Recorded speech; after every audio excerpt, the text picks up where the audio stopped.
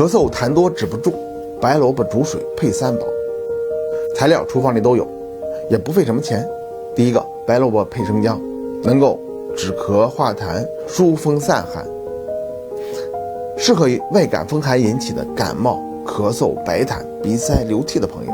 第二个，白萝卜配蜂蜜，能够润肠通便止咳，适合于阴虚导致的便秘并带有咳嗽的朋友。